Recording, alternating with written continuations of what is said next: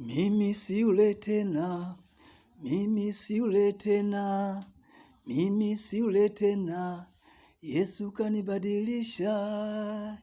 Hello, ninawasalimu katika jina tukufu la Bwana wetu Yesu Kristo. Kwa majina naitwa Ibrahim Nyamba, ni mtumishi wa Mungu ambaye anamwabudu Mungu kwa njia ya uimbaji.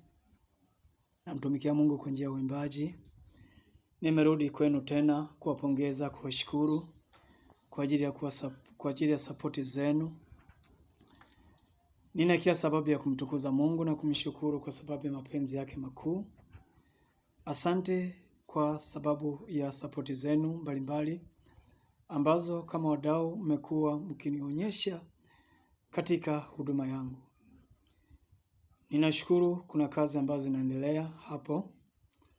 Naendelea kutreni katika YouTube.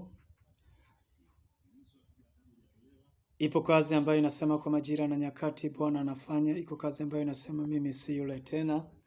Ipo kazi ambayo inasema tupo kwa neema. Ipo kazi ambayo inasema asante Yesu.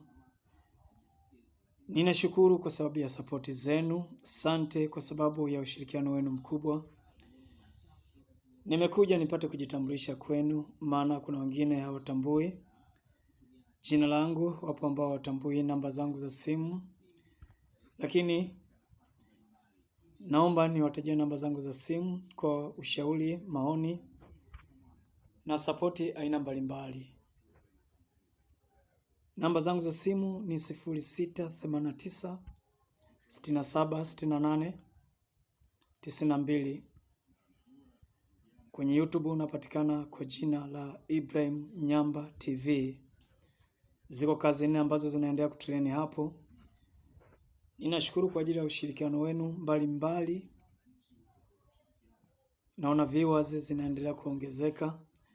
Lakini zaidi sana ninazidi kumpa Mungu utukufu. Manake mpaka sasa watu 100 tayari wameshatazama kazi hizi. Naamini ya kuwa kila aliyetazama kazi hii au kazi hizi atabadilisha njia zake kutoka njia mbaya kwenda njia salama katika njia za kumpendeza Mungu. Ombi langu kwenu, ninahitaji ushirikiano wenu kimawazo, kiushauri, lakini zaidi sana tuache njia zetu mbaya na tuweze kumtumikia Mungu wetu kwa moyo mweupe, kwa moyo mkunjufu. Itakuwa ni baraka sana mbele za Mungu. Ziko kazi nyingi ambazo zinaendelea kuziandaa, lakini pia kuna albamu hii ya kwanza ambayo itakuwa na nyimbo 7. Kwa sasa nimeachia nyimbo 4 tu ambazo bado sijafanya video, japo kuna picha ambazo zinaendelea kutreni hapo katika YouTube.